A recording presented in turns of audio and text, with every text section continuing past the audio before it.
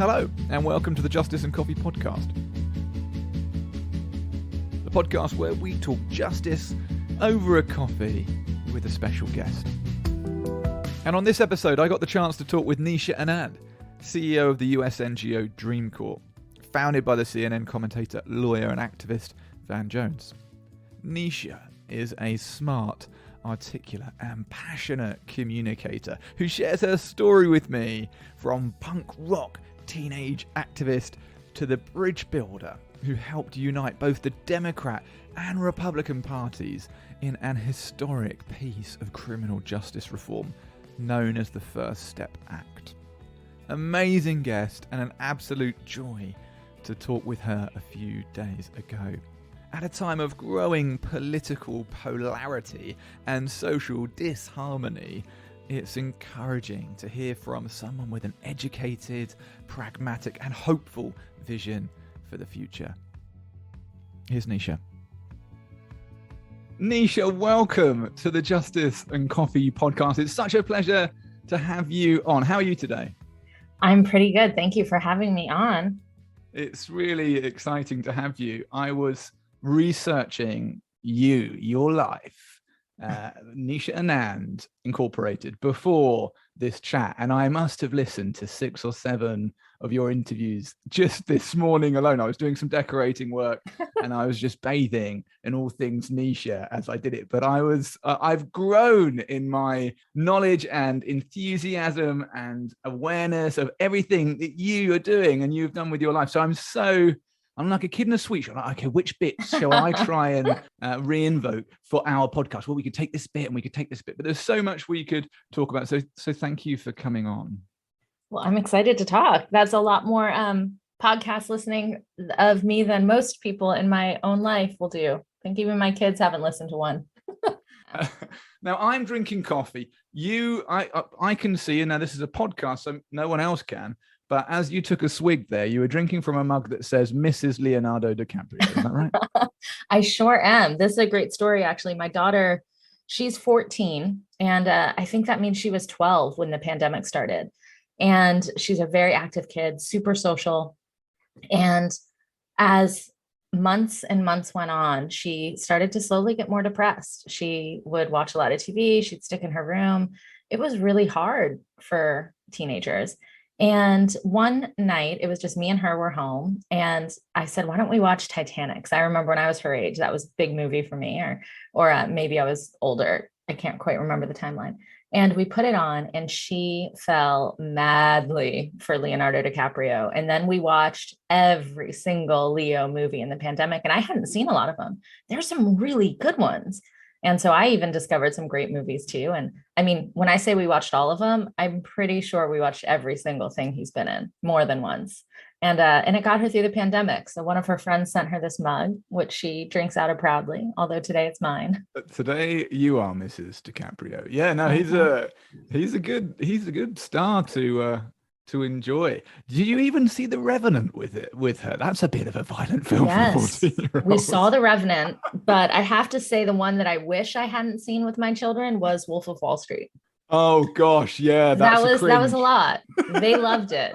They loved it. But when she went and rewatched it, she made sure we weren't watching it with her. It's a little embarrassing, but she loved that one. I forgot all about that one. Yeah, that's one of the ones you don't want to be watching with your mum in the room. No. So we always open up these podcasts the same way. You're a different part of the world to me. So drinking coffee at this time of day is probably sensible. It's getting on towards 4:15 and I'm having a coffee. I've been waiting all day to have this coffee with you. So I'm probably gonna be up all night waiting for the caffeine to die off. But does coffee feature in your day-to-day life?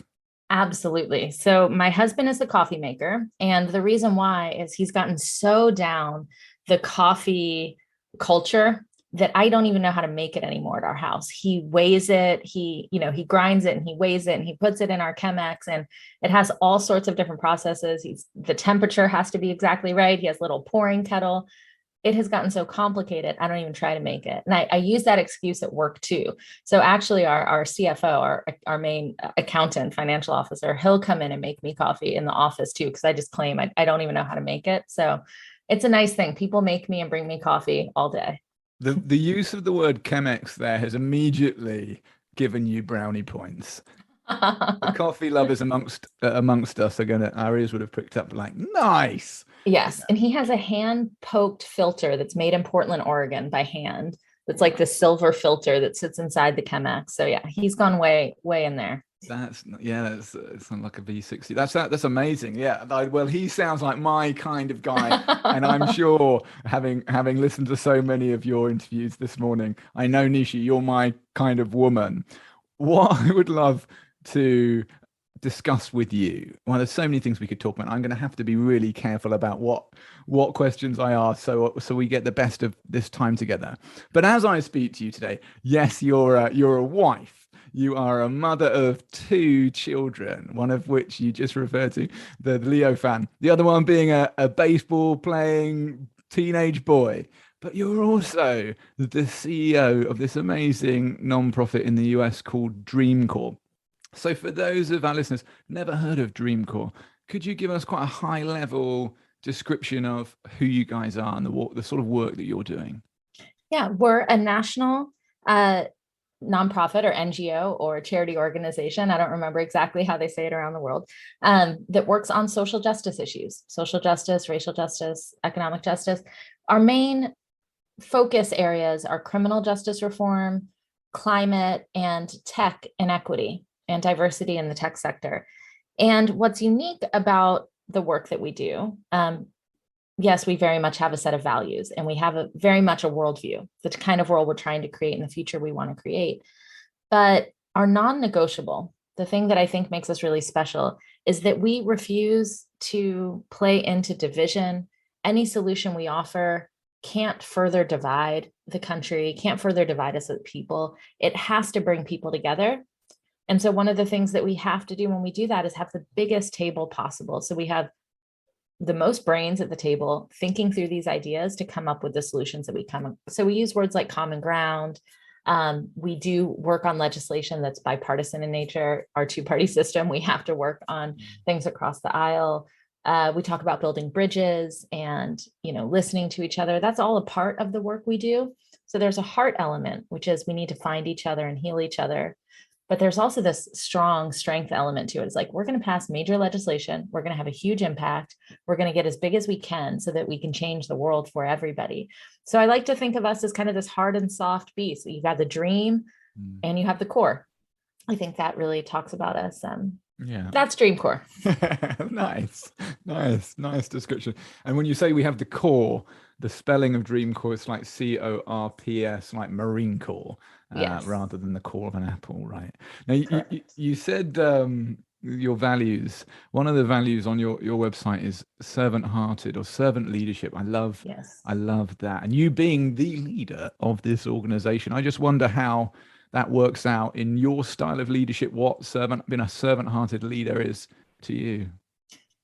Absolutely. Our core values at the organization are, I know a lot of places, a lot of companies especially have these values and they don't mean anything, but we have 3. It took us a year to come up with just 3. And it's servant leadership, solutions, and soul. And I already talked to you a little bit about solutions. Servant leadership to me means always keeping in mind the people that we are working for, the causes that are most important, that front and center. It's never about me. It's not even necessarily about winning, although of course I like to win, but it's about who am I trying to help? What impact do I want to have in the world? And making sure that I'm always to service of that. That's easy in the big mission to think about it. But as it is as an organization, it means I'm really connected to the people on our staff.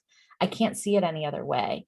And we talk about it as servant leadership, which has a long history and kind of in US history and in the world, just being a servant leader. But I started to think of it lately as feminist leadership as well. There were folks trying to tell me and my CEO, her name is Summer. We have been together at this organization for 8 years and we share an office. Even we don't want to separate. We do everything together. And folks were saying, as you grow and you get bigger, that's not how it's done. You have to have a very rigid hierarchy. You guys have to differentiate yourselves. In fact, you need to disagree sometimes, and that's okay. And as I thought about that, I was like, okay, we're getting to this professional size and we're getting bigger, and maybe that is what we have to do. I realized that that's not true. That's not our strength. What's really strong about us is that we do collaborate.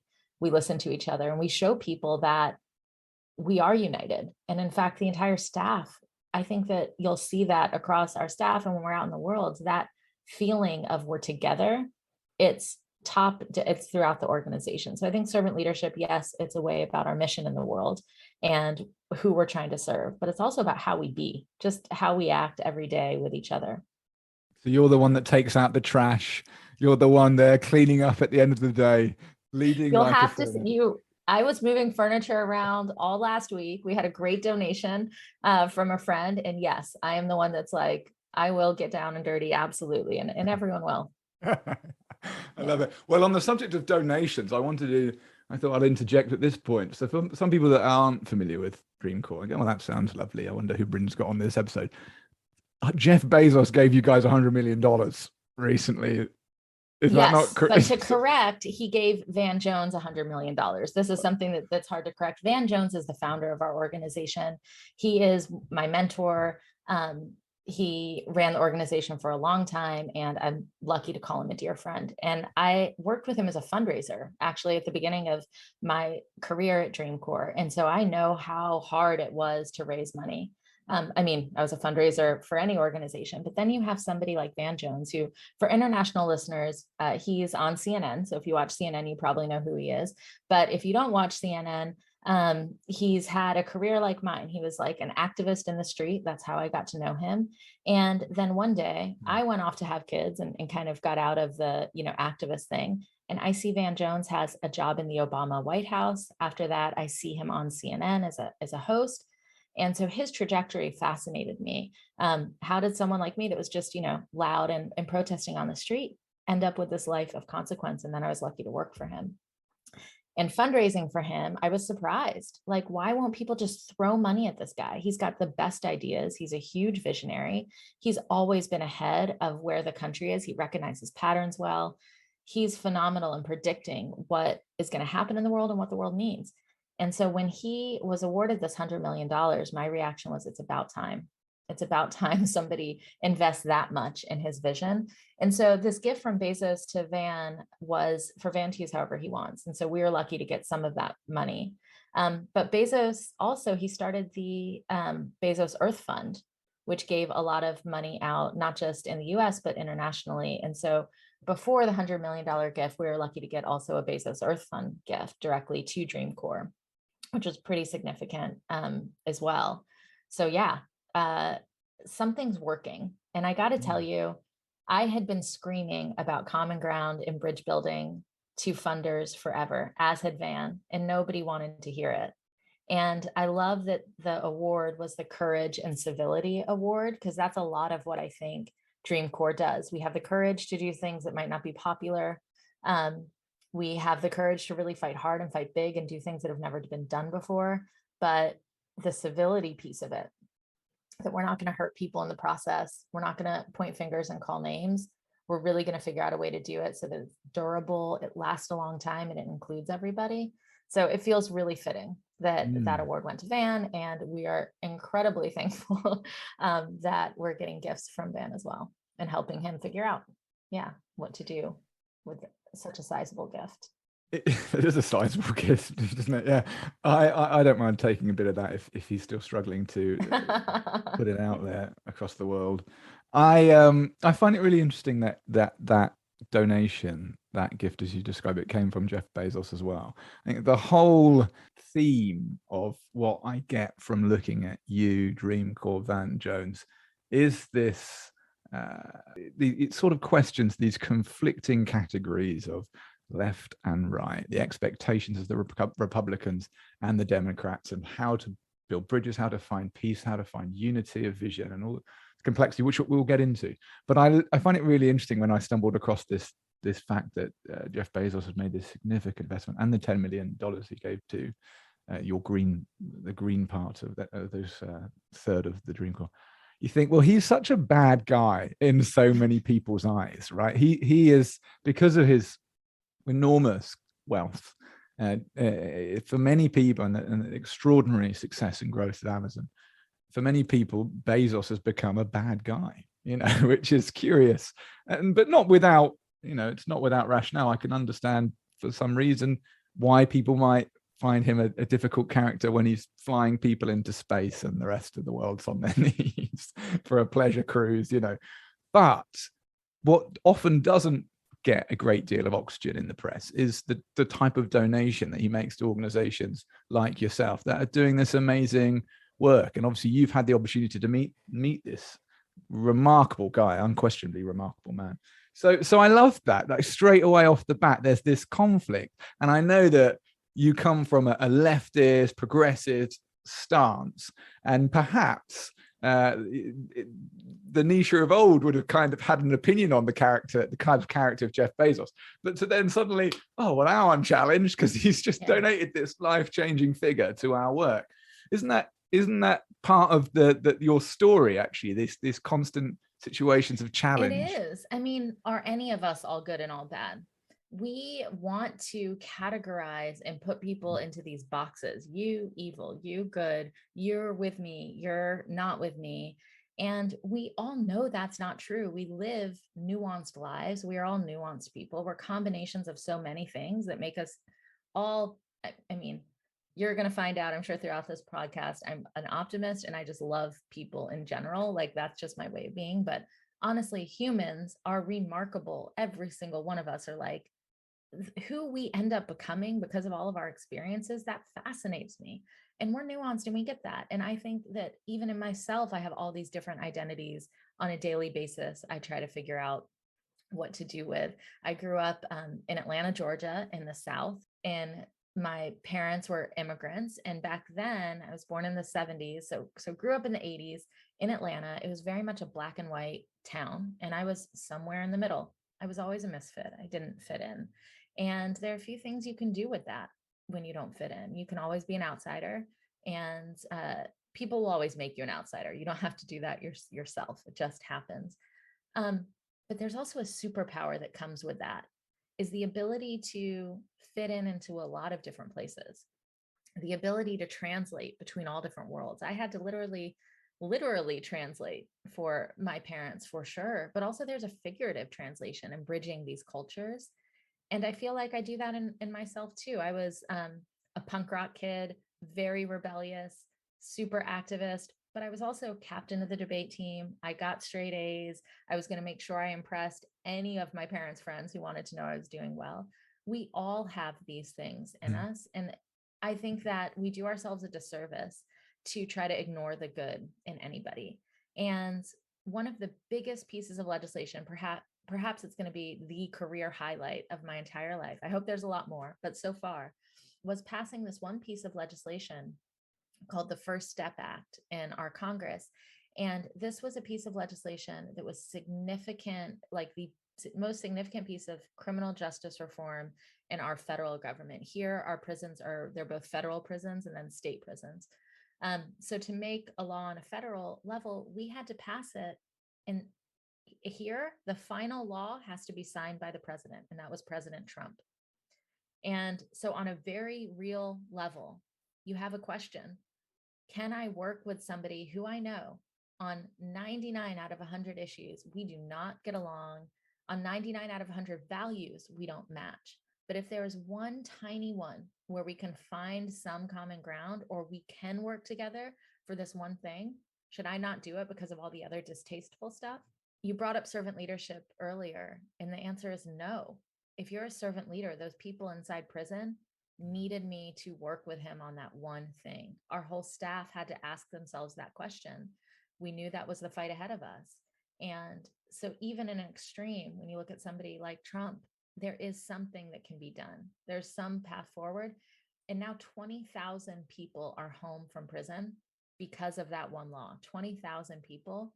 And I promise you, not a single one of them is asking, well, why did you, have Trump work with Trump to get that done?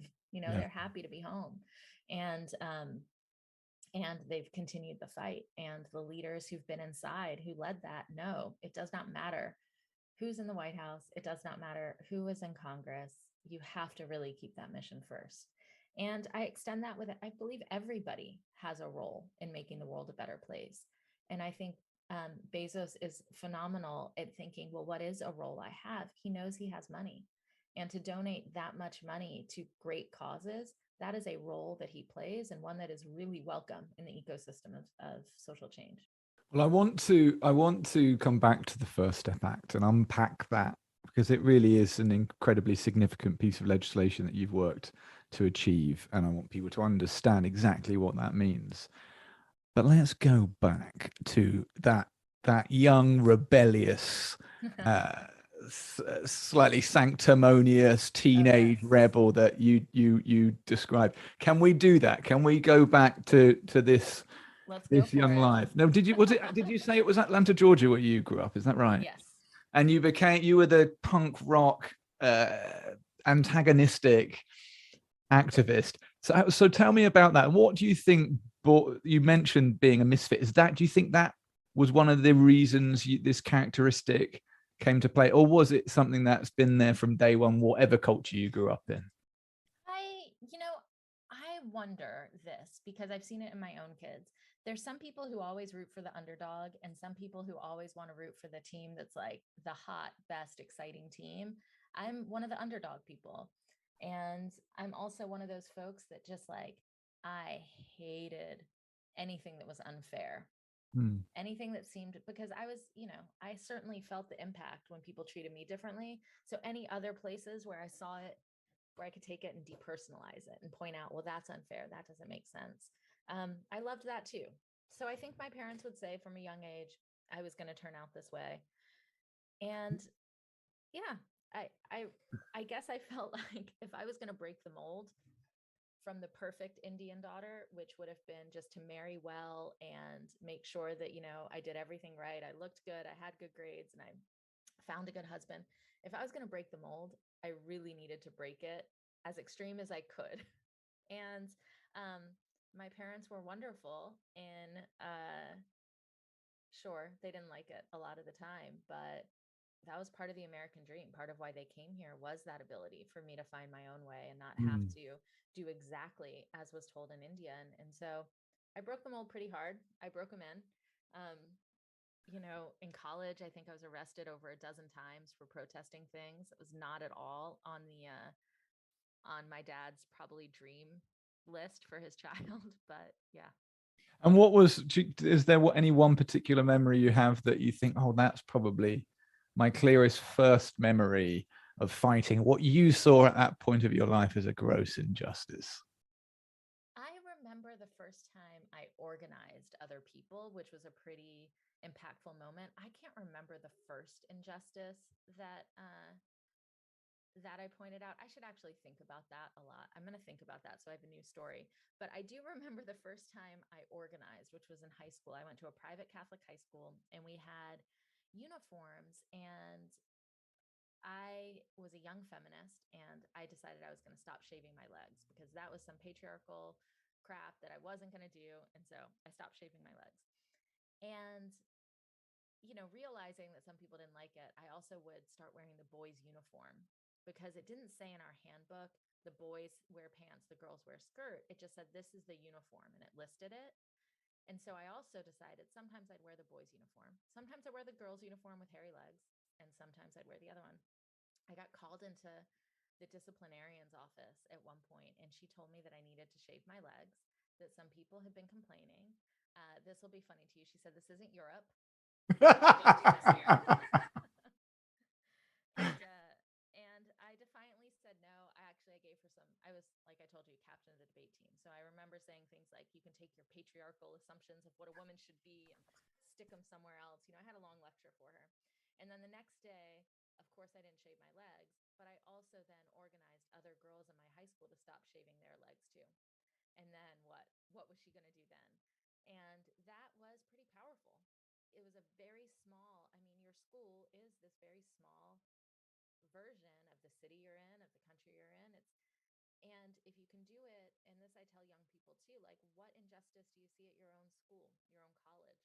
You can make a difference there. You can actually make an impact. The difference I made there was after I left, they changed the handbook that said what girls have, like they made it a little more explicit. Unfortunately, I'm sure they've changed now, but I had an impact. I love that. I love that. It started then. I was listening to a podcast with Michael Moore, the documentarian, the left-leaning documentarian, and his story is very similar. You know, he started his political rebellion in his teens at school, in the environment in which he was in. You know, it started there. What if I challenge this? It was right there at the outset. It's very inspiring to see somebody so realized in their views, so strong in their views, ready to accept the consequences in order to stand up against that injustice. So how do you reconcile this punk rock activist to this CEO, peace-loving, bridge-building diplomat that I'm speaking to now? Is there any particular link that took you from this part of your life to where you are now? So, like I mentioned, I was an activist in really any cause in college that really spoke to my values, I would get involved with. So the other group on our campus that was really loud and really active was the Free Burma Coalition. And I would just go to meetings and I hung out with some of the people who were really active there. And at one point, the head of the organization, Jeremy, he said, we're going to all go to Thailand and learn about the folks who are refugees and at the border. And, we'll learn all about it. We'll be better activists. Great. So we all go over to Thailand and we are traveling around, we're meeting refugees. And we met this one woman, her name is Debbie Stothard. She runs an organization that works on human rights. And so she says, we're putting together a group of activists from around the world to go in and do a protest. And of course, me, at this point in my life, I'm like, sign me up, with asking very little questions. But she signed us up, and 18 of us from 6 different countries went into Myanmar on the 10-year anniversary of the 8/8/88 massacre. They call it 8/8/88. It's August 8th, 1988, when there was a large student uprising, a pro-democracy uprising, fighting against the military junta, and about 10,000 people were murdered.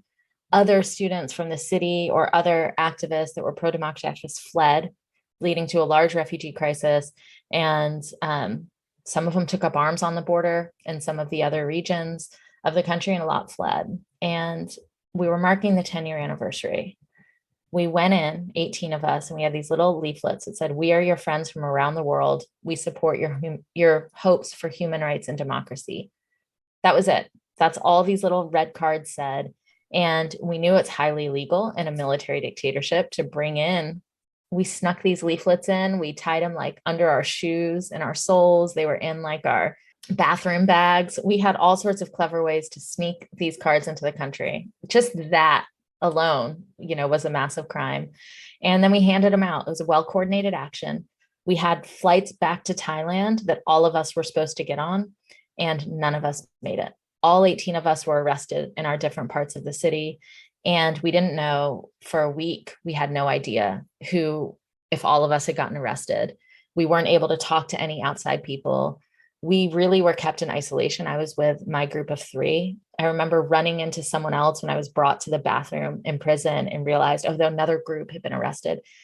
It was quite terrifying. But during my week there, I knew that a military dictatorship operates on fear. So I tried to be really strong during that time. I look back on it now and think, what was I thinking? How was I not completely terrified? But somehow you'll have to believe me that 21-year-old me was not terrified at that moment. And a week into it, we were shipped off one morning to a sham trial, which was conducted all in Burmese. It lasted all day long. That's when we saw everybody, all 18 of us, and we were all sentenced to 5 years in prison. Hard labor, that's what they said. And the next day we were deported. So just to let you know, I won't take you through all the emotions of that, because that was a lot too, but we were deported the next day. And what I found out when we arrived in Thailand is there was a congressperson there from the United States, Representative Chris Smith. He still serves in Congress and he's a Republican. And Chris Smith from New Jersey flew all the way to Thailand to help secure our release. And he was at that point head of the Human Rights Commission. And obviously I was deeply grateful when we were deported. Pretty much anyone I saw, I was going to hug and kiss and thank for absolutely anything. But I was young, I was very righteous. And I thought, I have this 20-hour plane ride with this representative, this US congressperson who's a Republican.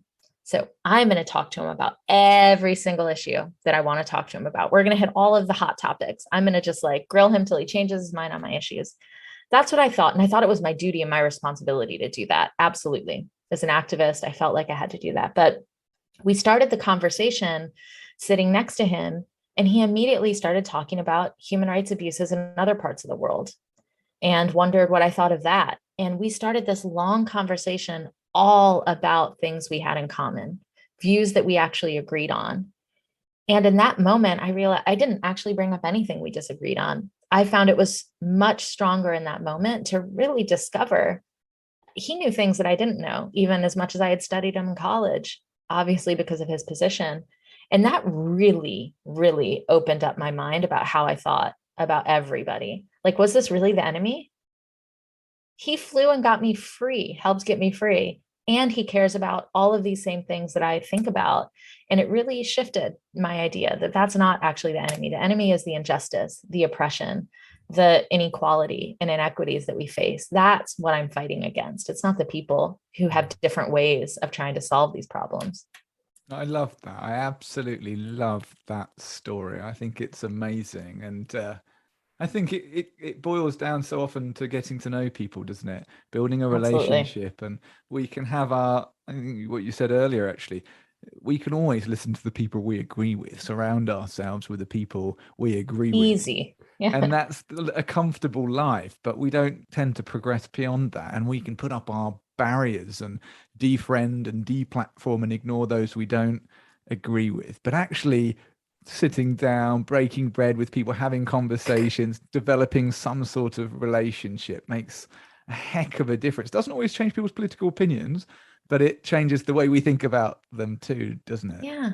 Yeah. And that's what we need. You can't hate somebody that you know. If you can connect with their heart, and I especially think through pain, if you can have like common pain, you see that at times of great tragedy, we connect with each other. We're able to see across that difference. You can't hate people. If you can't hate them, you can't oppress them. And so I do think that actually figuring out how to even just find one thing, listen, and have that shared experience with people does heal the world. I think that is the most important part.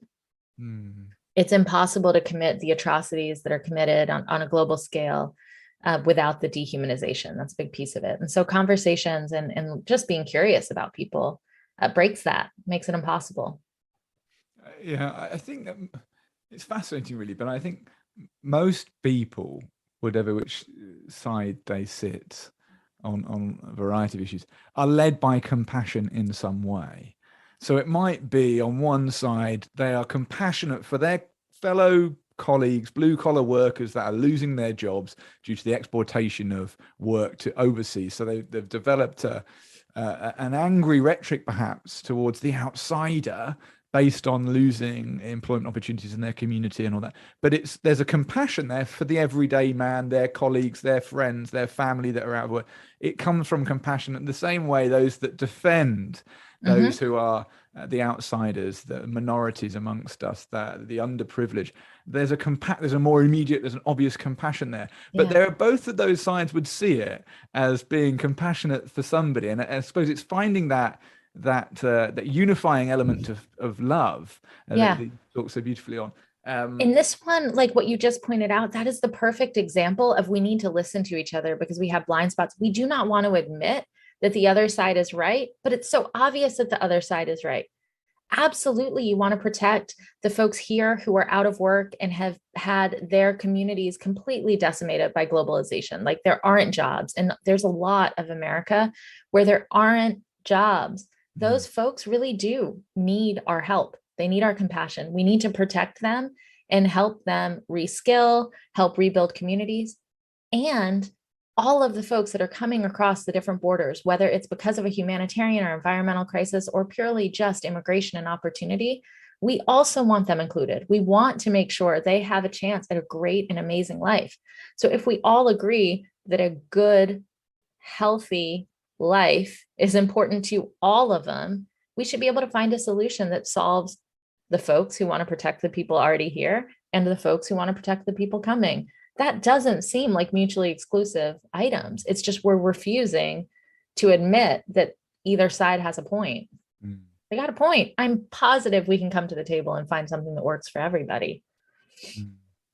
There was a moment a few years ago, David Cameron was the prime minister, and a really high number of people crossing the channel in dinghies. It's still happening now. It's not the feature of news at the moment, but it certainly hasn't stopped the current conflict in the Ukraine. Well, not in the same form of migration, but it's bringing that issue up again of refugees and asylum seeker migration, fair distribution across the EU, etc.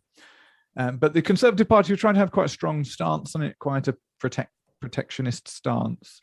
And then there was this photograph in Turkey of a little boy called Alan Kurdi, a 3-4-year-old boy that washed up on the beach of his body. And nobody could have seen that photograph and come out the next day and stood at the ballot box, right, stood up in Parliament and carried on the same argument about protecting our borders and the need to take, brutal control over who is and who isn't. That argument had gone for that moment in time when that image was captured and shared and distributed, because suddenly you would have been a monster not to have seen such a heartbreaking thing and have to reset your stance in some way. So I find that fascinating. Now I want to get on to the First Step Act, because this is big, and your TED talk. So Nisha's done this amazing TED talk. It's been seen, downloaded, viewed over 1.5 million times, 1.5 million times when I was watching it. So do go and give that a look. But it is around this achievement you and your people had a few years ago with the First Step Act under the Trump presidency. Tell us then, let's go into that. There's obviously, I think most people are aware there are problems in the US with the extremely high incarceration rate, right? They incarcerate more people than any other country in the world. I looked it up recently, 6 times more per capita than us here in the UK. And we don't have a low incarceration rate, but the US per person, per capita, they lock up 6 times more than we do, and Australia and Canada and other countries as well. So it's vast. A great book, Just Mercy, Brian Stevenson, another dive into that. Amazing information that you'll get from that, as well as the personal narrative as well. So this is the injustice that you are trying to tackle. How did that come about? How did that become where did that feature in the agenda of Dreamcorps, Van Jones? Why did that come to the fore, and how did you get stuck into that? Yeah, well, it's always been important for me. Like you said, it's such a big problem here. You cannot talk to anybody in America that hasn't been impacted by incarceration, whether it's themselves or their friend or their family. And it's applied in such a racist way in this country that, for me, someone who always cares about injustice, it was an obvious one for me to get involved with. So I had been involved with it for a long time. And it was an issue that, of course, I looked at organizations that wanted to work on that issue. And I had my first interview with Van. When my kids were little, I took some time off and I was just helping, some movement groups do fundraising work.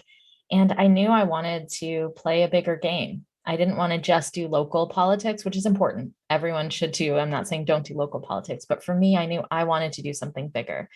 And I saw Van on the news and I saw him, leading this bigger life. And so when a job came across my desk to work with him, I jumped at the chance. And in that interview, which was now 10 years ago, he told me what was up and what he wanted to do in the next, 5 years. And he told me, hey, we're going to work on bipartisan criminal justice reform. And I laughed because, to me, I thought that was an oxymoron. Bipartisan and criminal justice reform. For me, in my head and how I grew up, it was always the Republicans who wanted to lock everybody up. It was the only tool they had. You smoke weed, go to jail. You murder someone, go to jail. You break a window, go to jail. It was just like there's no other, everything was incarceration. I thought there was no way that there was anyone on the right that would want to work on this issue. But he walked me through it in the interview. And he said, Nisha, you and I have always cared about it from a justice angle and, from a racial justice angle. That's why we want to see it change. And we've, been steadfast with that. But he said in the Republican coalition on the right, there's actually a lot of alignment. They want to do something now too. You have fiscal conservatives who don't want any more taxpayer dollars going to the prison system. They think it spends way too much money and there's no good results. So you have the fiscal conservatives, don't like it. The libertarians think it's a huge overreach in the police state, incarceration. They don't like all the drug laws anyway. So they also think the system needs to change. And he said you also have the religious right who cares about second chances. They've been anti-death penalty. Our country still has the death penalty. But you have the religious right who are anti-death penalty, believe in second chances, want to see redemption. That's not non-existent in the US prison system. He said, so although they're coming at it for different reasons, very different reasons than us, they do want to see it change. And he said, I think I can bring that table together. I think I can bring folks together and we can do it. And so we started under the Obama administration. And we worked with Newt Gingrich, who was Speaker of the House when I was in high school from my district. So he was actually a very powerful figure in starting the era of mass incarceration. And now he wanted to work with us to end it. Wow. That was a huge, huge, huge like moment of tension in my life, because this was like a guy I used to protest against. But we worked with a very diverse coalition under Obama, got the legislation pretty far, and got the community of people to work together pretty far. And then Trump became president. And so the political operation was a little less favorable to us. We weren't sure what we could pass. Maybe there was a little more compromise, but we called it the First Step Act for a reason. We just needed to keep this coalition together and get some stuff done so then we could do more stuff together. So we just, like I said, Van turned to us and he said, the people inside do not care who's in the White House. They do not care about the optics. They want us to keep working. And we did. So we kept working. We kept building this coalition. And pretty much the last 10 years in the US, it's been hard to pass anything this big in our Congress. Our Senate is split pretty much 50-50, Republicans and Democrats. So it's easy just to stop any agenda from going forward. And during the Trump administration, and because we did build this coalition of everyone working together and really listening to each other, we had 87 of the 100 senators in a split Congress vote to pass this act, and we had Trump pass the bill. And it's very common sense legislation that wasn't getting across because people were digging in their heels and their own values. Things like, hey, you probably shouldn't, not probably shouldn't, it became illegal to shackle women during childbirth. That wasn't illegal before. We introduced good time credits. We increased also the classes, things that everyone could agree on. You could have more education. You could have good time credits and time off. We changed some of the actual laws and sentencing. In our country, crack and cocaine were sentenced at such a different rate for the same drug that you had people serving lifetime in there for the same offense that folks were spending, 3 to 5 years in. So bringing that disparity down, these were common sense things that everyone from every party could agree on. And we've seen now, since this has been past 3 years, 20,000 people come home from this piece of legislation. But it took a willingness for us to work together to get that done. And it was formerly incarcerated leaders with, big name Republican leaders coming together.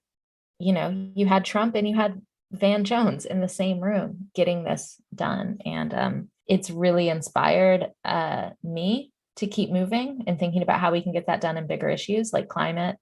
And I think it's inspired a whole bunch of activists and our staff to say, all right, let's play this game in this big way. So that's the First Step Act. I hope I described it well for an international audience. I tried not to use too much like dysfunction of our political system.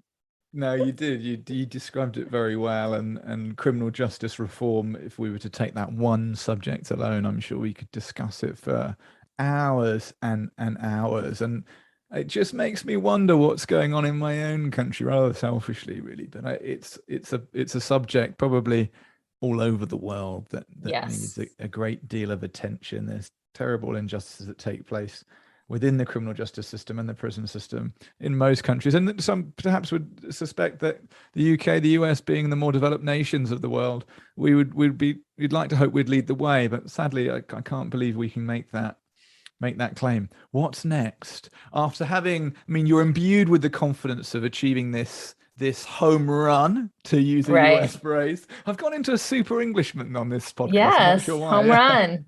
I don't know why that is. Home run is, we use that phrase too, or a six in cricket. Right. We don't use that. It's just my Indianness. I know what you mean. Yes, of course. What I mean, that's giving you the confidence to think, right, what's the appetite for next? Do we stay and plumb out these issues of in desperate need of criminal justice reform and prison reform, or do we, right, that's the next one, like you say, mention climate or climate. Absolutely. Is that what's we do on both. the agenda? I mean, what's lucky at Dreamcorps is we have a team that's working on all of them. Okay. So right now we have a bill in front of Congress called the Equal Act that will completely finally get rid of the crack cocaine disparity. Huge bipartisan support. We need to get that done. There's also the First Step Implementation Act. Now all these people are coming home. We need to do a much better job at, we have, I don't know, I doubt this is similar in other countries. I really don't know, but we have like a box on applications for jobs that say, have you been convicted of a felony? And then you just get put in the no application pile. So we have a lot of work to do when people come home, how to make it, how to help people succeed. So there's a lot more to do on criminal justice reform, but climate is in dire need of our attention, and our attention, Dreamcorps attention, but the whole world attention. And so we've been building a common ground committee on climate all around our country to try to really hear what are the issues where there is agreement. We somehow think that, oh, all Republicans are against doing anything to help the climate. That's not true. We have farmers who absolutely understand climate change. Anyone in the military who works overseas understands the impact of climate change. We actually have a lot of people who are on the right who want to do something. Maybe not all the things I want to see done, but enough things that we could start instead of just digging in our heels and getting nothing done. We can't wait. Like, it is severe. So that, of course, is important. So my team has been building, a coalition of people from all sides to work on climate and a set of issues that there is a lot of agreement on to start working on. So yeah, climate is very important too. Do you think that the economic argument is possibly the most powerful? Is that, you think, as an idealist or as an impassioned justice seeker, if you were to lead with that and pointing out the injustice of a situation, it doesn't bear a great deal of fruit, but when you flip it and say, well, actually, if you look at the economics, is this a massive loss leader? Oh, suddenly it's got traction. Do you find that economic argument tends to be a leader? For some people, absolutely. Like I was explaining on the criminal justice, we're all nuanced and different. We have different motivations and reasons for all sorts of things. So finding what it is for the constituency you're talking to is so important. So yeah, absolutely. The economic argument wins, but for an oil company, it's, the economic argument is going to be the opposite, right? They're not going to see so it does depend who you're talking to, for sure. Yeah, that's true. That's true. I remember watching a documentary about a community in Texas that had switched to solar for no other reason that it was more efficient. It wasn't that they had suddenly changed their politics, but it was just, they'd done the math and it had become more. There was this group here called the Green Tea Party. We had a Tea Party team start up in the early days of the Obama administration. And the Green Tea Party, they were just homesteaders who wanted to not be dependent on anything. Folks who really just wanted to live off the land, not be dependent on the government for absolutely anything, energy, etc. And so there was this huge alignment of people that wanted to work on things like solar because it meant they didn't have to be dependent on the government. There is reasons. If you look for them, if you're willing to listen and be curious, you will find the common ground. I certainly dream of the idea. I have this regular dream. Sometimes before I go to bed, I go on Pinterest and look at pictures of log cabins and tiny homes. Yeah, tiny homes, like living a like self-sustaining lifestyle. And it's totally. It probably always be a dream, but I'd love to go off grid and live that out. Our next lifetime we'll live, or maybe your children's lifetime. I was watching another program. I watched on TV recently, and his teenage children, they were building their own mini homes on. Wow. I was like, oh wow, how amazing is that? One of the things this example reminds me of, I've also been reading, so I don't just watch television, Nisha. I do read the occasional book, and I'm reading about me too. but mostly TV right now. Well, actually, I go for audiobooks because sitting down and page turning is really hard for me, but I will drive or whatever. Audiobooks I consume pretty readily. I'm going through the autobiography, or the biography of William Wilberforce, one of them anyway, at the moment.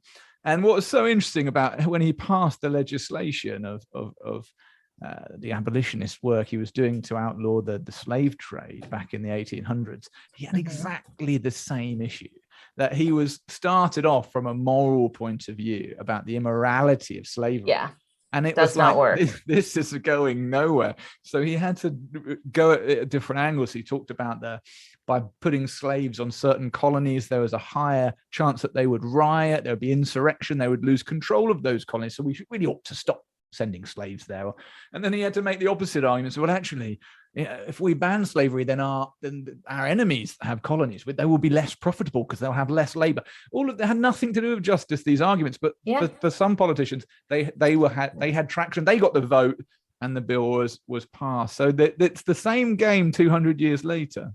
Yeah, I mean, I told you I was a debate nerd. I had to argue every side of an issue, but we don't have to come to it for the same reasons.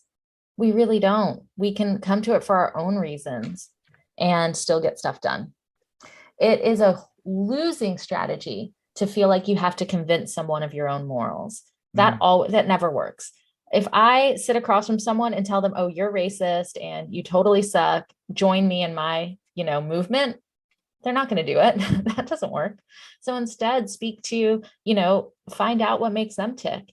And I come to the table not wanting anyone to change me and who I am. You can count on me that in any conversation I have, especially in these mixed rooms with Republicans and Democrats and right and left, I will have my progressive values, and I will always try to bring the equity lens to a solution we're talking about. How does your idea help the least of these? How does your idea make sure that those left out and left behind are not forgotten? But I have a blind spot, which is I never think of the individual and like your own personal. It's just not how I was wired. So I have to count on the people on the right, my partners, to think about the individual liberty and maybe the individual rights and freedoms that I'm not thinking about. So I count on them to be the best of themselves so they can point out where my blind spot is. And I hope they can count on me to be the best of myself so I can point out their blind spots. That's how you come to the right solution. They're not always thinking of equity or the common good or the larger purpose. And I'm not always thinking of the individual rights and that need to have that self-determination. We can actually then be stronger together if we're willing to point those out and help each other. Do you have any examples that come to mind when you think of somebody giving you a little nudge and challenging you on something? Yes. Or are you always right? No, I'm definitely not always right. I could tell you, I don't know how much, I'm sure we don't have a lot of time, but I should tell you the first time I remember it quite clearly was when I was, I locked myself down at the center of a circus by the neck. We had these bike locks around our neck, and there were 6 of us that locked our necks together at the circus, which was because of animal abuse. The circus had animal acts, right? And they, I thought, well, then we'll stop the abuse for the night and we'll make a point and it'll make a big news story and no more animal abuse at the circus. And we had been practicing for like weeks, how to run into the center of the circus, lock our necks down, get rid of the keys, and there we would do it. It's really excited. We get there, we lock ourselves down, the keys are gone. And I look around and I see all of the people coming in to watch the circus, families, kids, all of these different people. And I panicked, and the only people that could hear me were the other people locked by the neck. And I was like, what have we done? This is really, really stupid. And they were all like, this is for the animals, free the tigers. And, they were all into it. And all I could think of is I've ruined these children's night. They might have saved up for the week. I don't know what the circumstance was, but they were all out to see the circus. They don't know anything about animal abuse, and now they can't. And I remember panicking in that moment and thinking this was not the right thing to do. And what happened was a truck came, they lifted us out all together, locked by the neck, put us on the back of the truck, brought us to the back, and then cut us out with like these crazy blades with flames flying everywhere. we didn't end up ruining the kids' night, but for those like 30 minutes while they were figuring out how to get us out of there, I had a change of opinion. I still got arrested, even in Burma after that. I certainly was still doing it, but I thought a lot differently about what makes a good action. When do you take that act of civil disobedience? It's not always, the first thing you do. In fact, there's an escalation of tactics. And so for me, I started thinking a little bit more strategically. I love that. I love the idea of you being carried out of a circus, locked to two other people by the neck, and Yes. thinking, like a thought bubble coming out of your head, thinking, could we have done this differently? That's exactly. Brilliant. I'm conscious of time escaping us. I want to ask you two questions, and then you're done. You're free to get on with your day.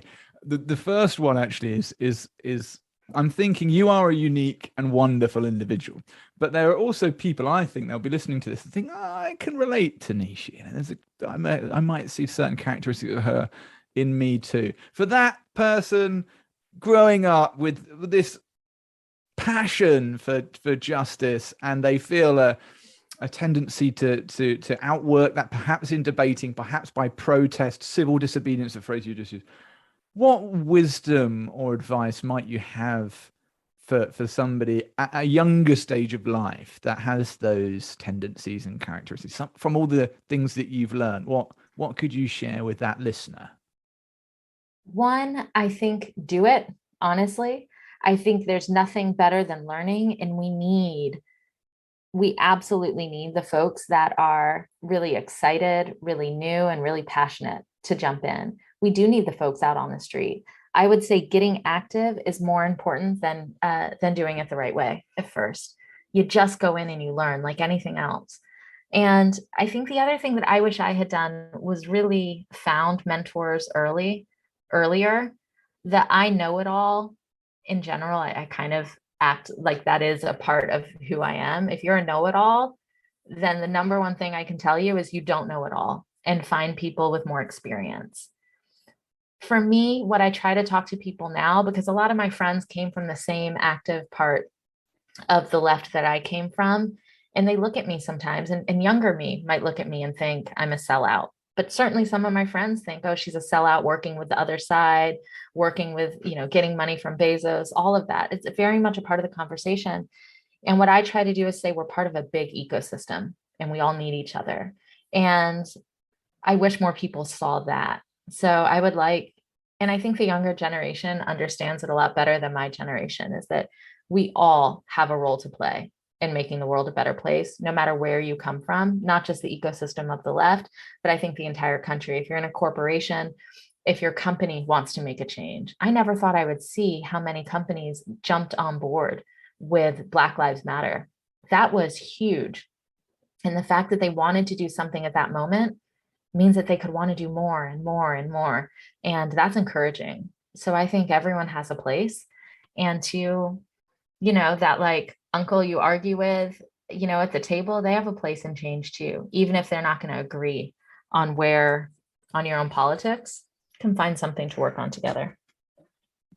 I was going to ask that my final question was going to be, what gives you hope for our future? But I think you've kind of just described that in the previous question. So let me just finalize by asking, how can we find out more about what you're doing, stay connected to you, follow you, and be encouraged by your work, the work of Dreamcorps? Where can we go?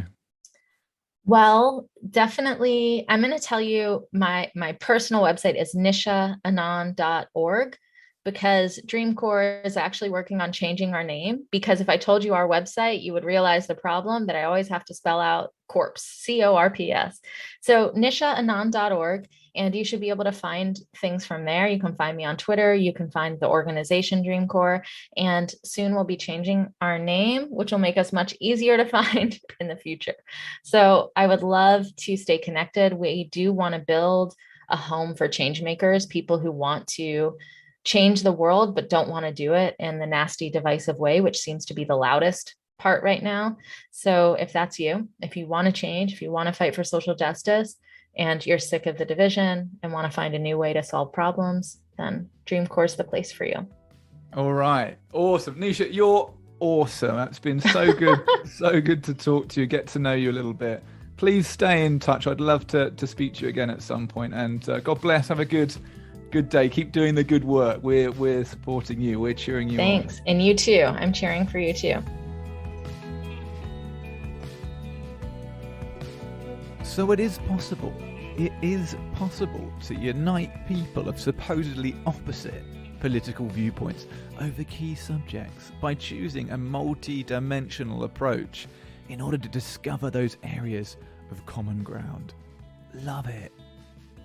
Go and watch Neesha's TED Talk, The Radical Act of Choosing Common Ground. And as she mentioned in closing, she has a website you can visit for further signposting at nishaanand.org. Do also go and check out the work of Dreamcorps by going to their current website, www.thedreamcorps.org. The Dreamcorps spelled DREAMCORPS. I would also recommend Van Jones's podcast, Uncommon Ground. This was something I have only recently come across in the lead up to this podcast, and I'm really enjoying. He has some amazing guests, and if you're not familiar with Van Jones, he has developed a unique reputation for his willingness to work across party lines and go to great lengths to fight for peaceful, respectful discord, contrary to common popular culture. It was a delight to feature the work of Neesha and Van and Dreamcorps on this podcast. If you have any recommendations for guests you'd like us to invite on, then please get in touch. You can contact us at bluebearcoffee.com or find us on social media at Blue Bear Coffee Co. Thank you for listening. Drink good coffee. Stay safe. Peace.